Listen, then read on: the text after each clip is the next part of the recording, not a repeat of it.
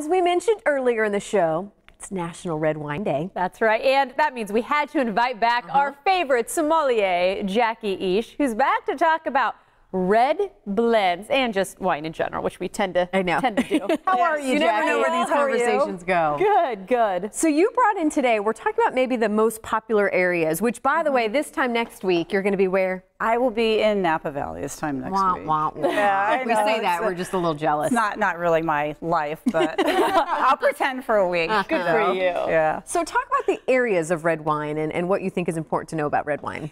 Well, I like to talk about the two, basically the most famous, to my mind, and most people in the wine world. We're going to talk about Bordeaux, and we're going to talk about Southern Rhone, because they're really famous for blending grapes. And one thing that a lot of people might not know is most red wines are blended. It's very rare to find 100% Cabernet. Okay. It fleshes out the blend. You know, you get the Cab in there, and then they'll bring in the Merlot, adds a little bit more fruit to the blend, softens it a little. Aren't there actually just like red blends though too, like that you?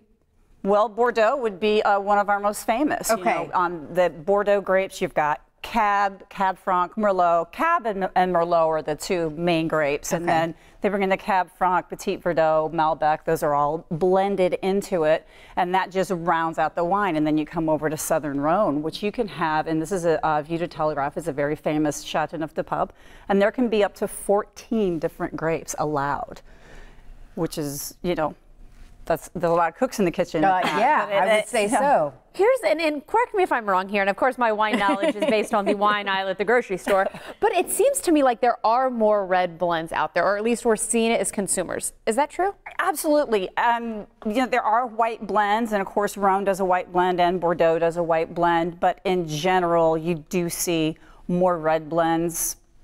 Tradition, I mean, just because of the popularity right now. I just feel like we're seeing more.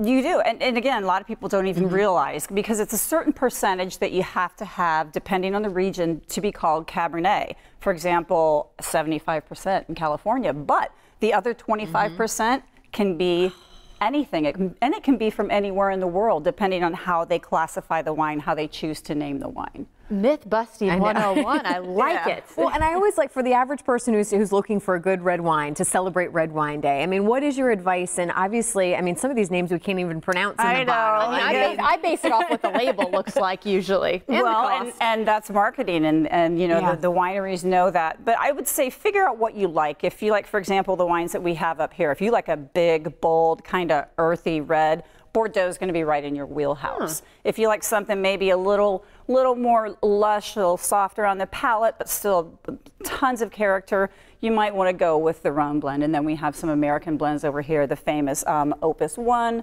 which is a kind of a marriage between Bordeaux and California, between the Mondavis and the Rothschilds. And then I have one, another beautiful blend from Alexander Valley Vineyards. If you know that you like a region, let's say you try one and you go, okay, this one's from California, or this one is from, I mean, should you maybe try to stick with regions, or it's not limit yourself? I mean, it's not a bad idea. Like, you know, for example, these regions, these are very regionally specific wines. It has to do with the soil. It has to do with, you know, the weather patterns, what we call aspect, where is the vineyard on a slope, all of those things. How much sunlight. Can I ask another myth-busting question? Sure. On the wine shopping of Natalie here. So when I look at a price and I see also then what year it is, I sometimes think, oh, well, this is an older year. It's got to be better. Is that true? Is that myth? Well, you're talking about vintage, and all that says is this is the year the grapes were picked. Not necessarily. Some wines aren't really meant to age. Like a lot of whites, you look at them. If you're looking at something like a Sauvignon Blanc, you want to drink it within the first couple of years. Now, reds, these that you lay down for a while and need some time. And then, of course, was it a good year in Bordeaux? Was it not so good year? So there's some research. Okay, real quick before we run out of time, you have an event. I do have an event coming up on September 26th. It's a wine event. It will be at Sea Salt St. Pete. And we do it for $89 this one, and that's great. You come in and you get 4 courses, and Chef Kenny just whips up a great meal, and we pair it with the wines. Sounds good. I love it. Make it easy. Have fun in Napa. Don't forget about it. Thank you. Stay with us. We'll be right back.